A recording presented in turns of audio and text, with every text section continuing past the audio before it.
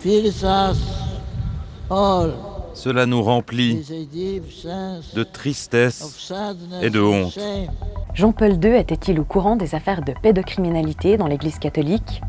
S'il existait des soupçons, aujourd'hui, 2 enquêtes apportent des preuves. Le livre Maxima culpa Jean-Paul II savait, publié en Pologne par le journaliste Eke Overbeck, et une enquête diffusée par la télévision privée polonaise TVN.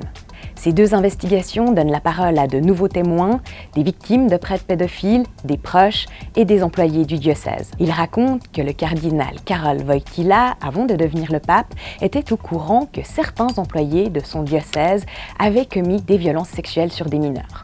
Des prêtres, selon l'enquête, qu'il a même transférés dans d'autres paroisses pour éviter les scandales dans les années 1970. Est-ce que ces nouvelles révélations pourraient amener l'Église catholique à décanoniser Jean-Paul II, à lui enlever son statut de saint, comme le demandent certains catholiques? Probablement pas. D'abord, l'Église catholique n'a, semble-t-il, jamais décanonisé un saint. En plus, aucune procédure officielle n'existe pour remettre en question une personne reconnue comme telle. En fait, l'Église catholique déclare quelqu'un saint, entre autres suite à des miracles qu'elle estime avérés. Mais ce qui frappe avec Jean-Paul II, c'est qu'il a été canonisé en un temps record.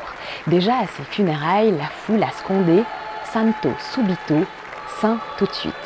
On ne fera pas le cadeau à Jean-Paul II, pas plus qu'à d'autres. On va vérifier en détail ce qu'il était, ce qu'il a fait. Et j'ai confiance que ça se fera très bien. Seulement 9 ans après sa mort, il devient saint.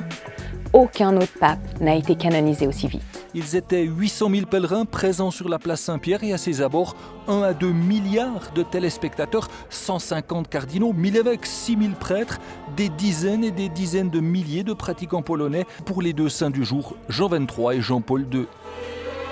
Et c'est Jean-Paul II lui-même qui a accéléré ce processus. Sous son pontificat, la période entre la mort et l'enquête en vue d'une canonisation est passée de 50 ans à 5 ans seulement. Un délai qui n'a même pas été tenu pour ce pape. Il faut d'abord prouver qu'il a été un catholique modèle et ensuite pouvoir lui attribuer pas moins de 2 miracles.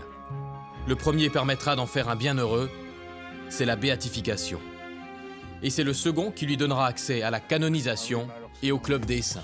Bref, la canonisation de Jean-Paul II le 27 avril 2014 n'a pas fait l'unanimité. Les opposants auraient souhaité avoir plus de temps pour faire l'examen critique de son très long pontificat avant qu'il ne soit proclamé saint, même si on canonise une personne et non une fonction. Depuis une centaine d'années, l'Église catholique canonise les papes. Avant, c'était rarissime.